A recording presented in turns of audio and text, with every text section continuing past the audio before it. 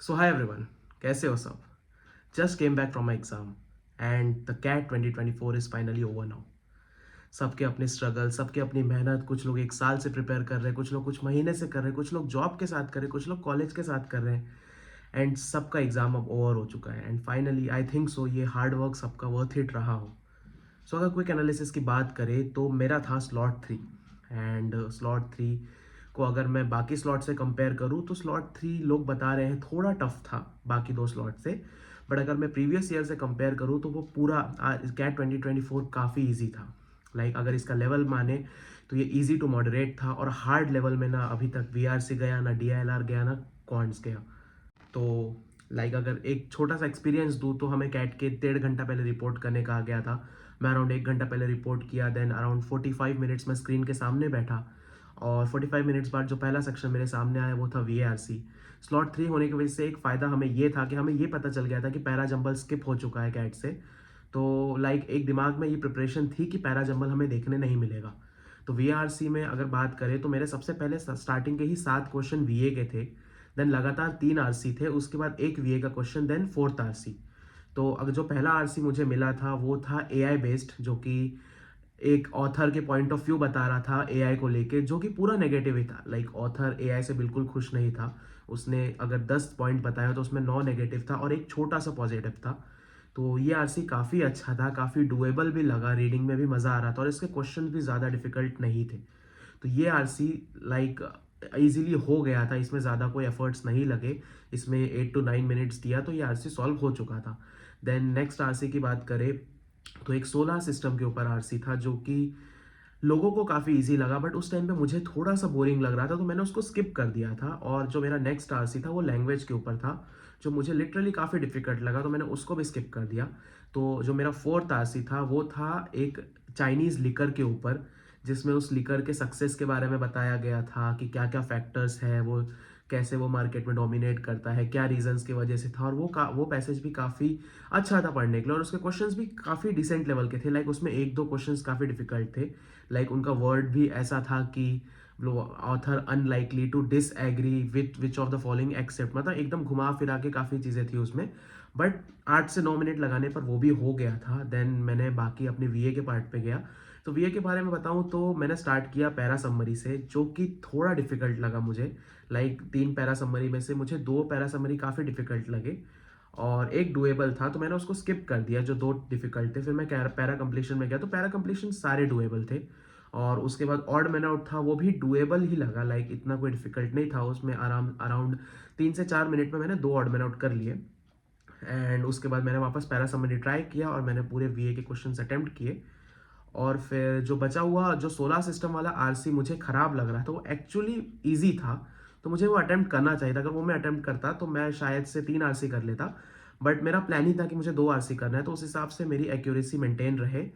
तो मैंने around 17 questions attempt किया है इसमें, जिसमें 2 फुल आरसी है और सारे के सारे वीए के क्वेश्चंस है। और एक आध वो सोलर सिस्टम में मैंने आखिरी के 2 मिनट में एक दो क्वेश्चन सॉल्व कर लिए थे, तो वो थे। तो ये था वीआरसी का एनालिसिस, जो कि मुझे लगा थोड़ा लेंदी था स्लॉट 3 के हिसाब से।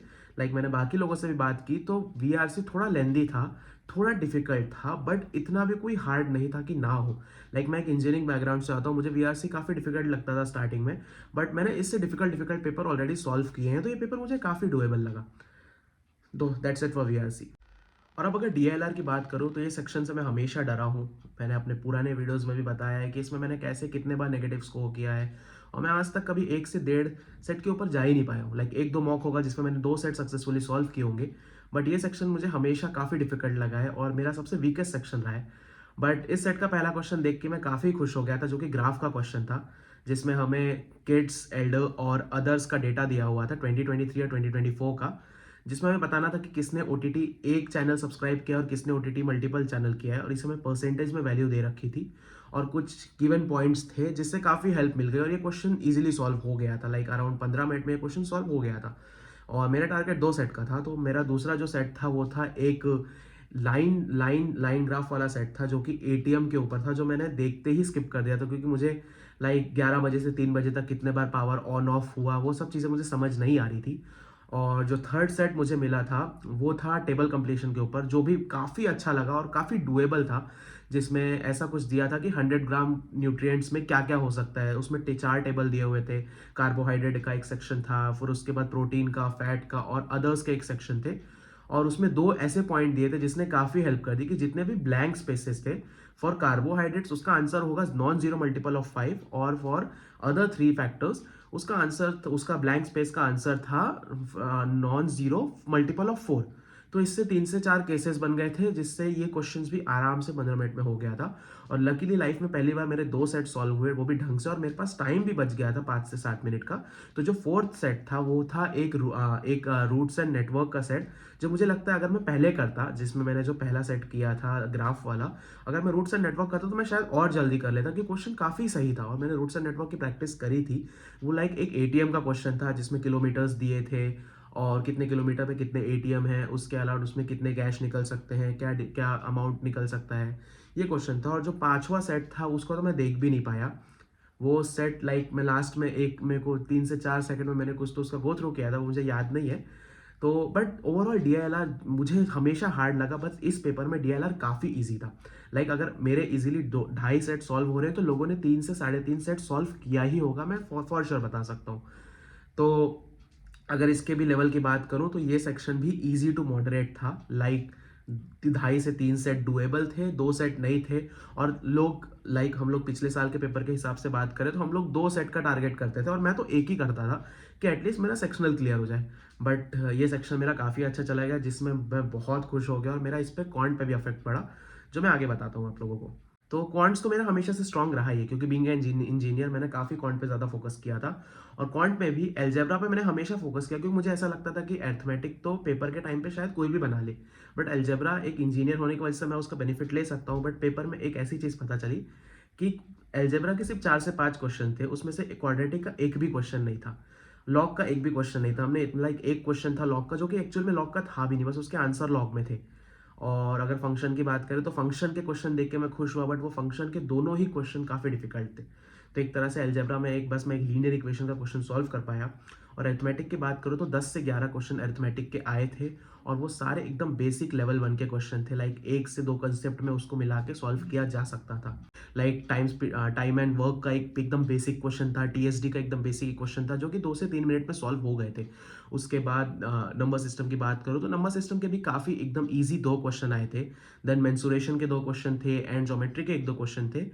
तो ओवरऑल यहाँ पे इस सेक्शन में मैं थोड़ा सा लैग इसलिए कर गया, क्योंकि मैं मुझे ऐसा लगा कि शायद मैं बहुत फ्रस्ट्रेट हो रहा हूँ, मैं पेपर सॉल्व नहीं कर पा रहा हूँ, मेरी स्पीड इतनी अच्छी नहीं जा रही है।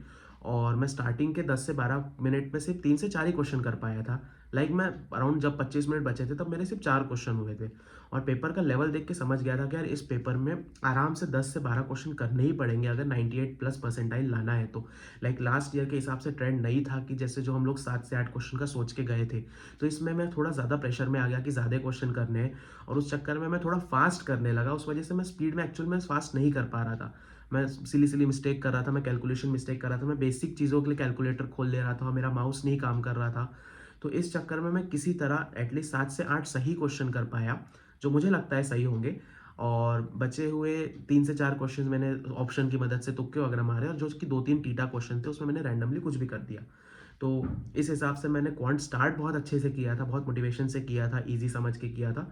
बट ईजी होने के बाद भी मैं थोड़ा सा लैग कर गया उस सेक्शन में, और जहाँ पे मैं और बेटर कर सकता था, लाइक अगर मैं ढंग से करता, थोड़ा और प्रैक्टिस से करता, रिविजन मैंने रिविजन काफ़ी किया, बट मैंने शायद प्रैक्टिस थोड़ी लास्ट मोमेंट में कम कर दी, उस वजह से मेरी स्पीड अच्छी नहीं रही।